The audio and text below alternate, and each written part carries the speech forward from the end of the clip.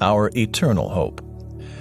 When we face persecution, we should trust God, being assured that evil people may be able to destroy our bodies, but never our souls.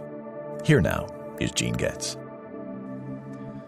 When David wrote this particular psalm, he was at a low point in his life. He had just come off of one of the most difficult situations.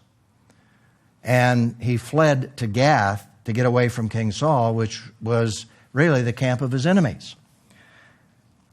And here's what we read. It's rather humorous in some respects, but it's also pathetic. David fled that day from Saul's presence and went to King Achish of Gath. This is a pagan king. But Achish's servants said to him, "Isn't this David the king of the land? Don't they sing about him during their dances? Namely, Saul has killed his thousands, but David his tens of thousands?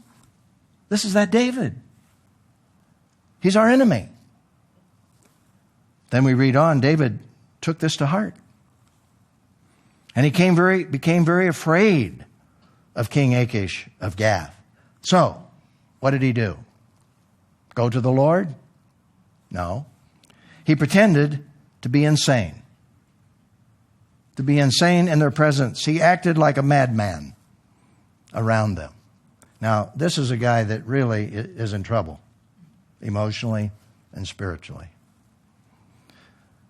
Acted like a madman, scribbling on the doors of the gate and letting saliva run down his beard.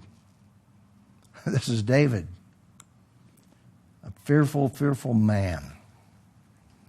"Look, you can see the man is crazy," Achish said to his servants. "Why did you bring him to me? Do I have such a shortage of crazy people that you brought this one to act crazy around me? Is this one going to come into my house?" And the answer, of course, no.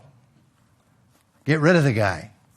Well, they got the message to David, and so he takes off, and he ends up in the cave of Adullam, all alone. And here's where we pick up the psalm against that backdrop. Psalm 56, verses 1 and 2. Now he turns to God.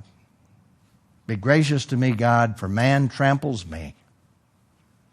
He fights and oppresses me all day long. My adversaries trample me all day, for many arrogantly fight against me." In other words, he's turning back to God. And that's a very significant turning point in his life. And notice the lesson that he learned. When I'm afraid, I will trust in you. I haven't been doing this right. I've messed up terribly when I fled to a foreign land, to a foreign king, to a pagan environment. But I'm now going to trust in you. And he wrote that, I think, in the darkness of that cave, all alone. "I will trust in you, in God whose words I praise. In God I trust. I will not fear. What can man do to me?" In other words, he said, I've been driven by fear to do these incredibly crazy things. And I need to understand, he's saying, that yes, they can kill my body, but never my soul. See, something has really happened to this man. And now he expresses his gratitude in this psalm. "I am obligated by vows to you. God, I will make my thank offerings to you." In other words, what he is saying is, I'm back in fellowship with you, God.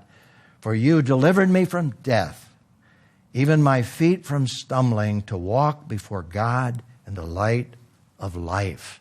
And that's a very significant statement, metaphorically, to walk before God in the light of life. It took the darkness, I think, of the cave of Adullam to help him to understand that God is light and doesn't want us in darkness. Well, it's interesting that when Jesus was teaching the Pharisees that he was the light of the world, he paraphrased this statement from David. Notice, you find this in John chapter 8, where you have Jesus' reference to David's words. Then Jesus spoke to them again, that is the Pharisees. I am the light of the world. And I think there he's thinking of the darkness of the cave of Adullam, because he goes on to say, anyone who follows me will never walk in the darkness, but will have the light of life. And there is a paraphrase of the very words that David wrote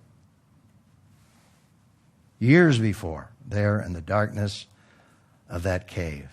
So here's the question for application. How did this eternal perspective affect Paul when he was facing the possibility of death in a Roman prison? Now, this is his first imprisonment in Philippians chapter 1, verse 20. And he doesn't know whether he's going to live or whether he's going to die. The fact is that he lived for a while and then went back to prison, this time into a dungeon. But now he's chained to a Roman guard there in his own hired house in Rome. He was there for 2 years. That's where the book of Acts actually ends. But notice what he wrote to the Philippians, who had sent him some sustenance to take care of him while he was in prison. And he wrote these words. He says, my eager expectation and hope is that I will not be ashamed about anything, but that now as always, right here in this prison, with all boldness, Christ will be highly honored in my body, whether by life or by death. They may destroy my body, but never my soul.